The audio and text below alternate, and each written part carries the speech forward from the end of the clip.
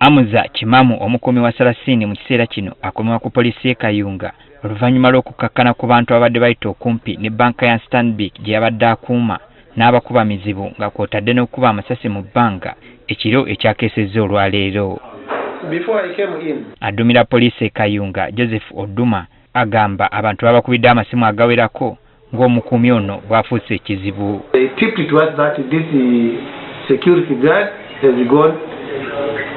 He has gone out of his senses because he was terrorizing around the bank. That was when I got the tip, then immediately I deployed my men and they disarmed him.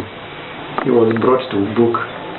They took him by surprise, he did not even know. Poliisi era nayo yasitukiddemu okugenda okumukwata wabula ono yasangiddwa atamidde ebitagambika. But the fact is he was drugged. Under the influence of alcohol, he misbehaved. The degree of the misbehavior is yet what is to know. But as of now, he is now sober. He is now regretting. Kyokka ne bwe yateereddwa mu kaduukulu ka poliisi yagenze mu maaso n'okukuba be yasanzeemu nga waliwo ne be yawanguddemu amannyo. Bwe yabatuuseeko n'abakubakuba kyokka kye twewunyiza ku poliisi teyafuddeyo kuba abasibe okuva ku makya kuba abakubye ekiro tebannabatwalako wadde mu ddwaliro wadde oba wayo kapanado.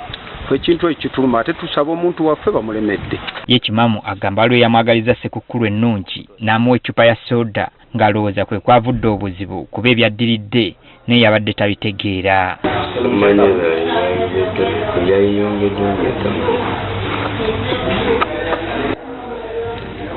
Kati ate abasibe bano bewakubya bewasanze munda bo bakoze ki? Kati addumira poliisi e Kayunga alabudde abakuumi bonna okuba abeegendereza. But they are aware that when you are holding a gun, it is a very sensitive matter as security is concerned. It protects you and it protects the community, the society. So it is not supposed to be mishandled. Mu kiseera kino Kimamu akyakomawo ku poliisi e Kayunga nga bwe balinda bakama be asobole okuvunaanibwa.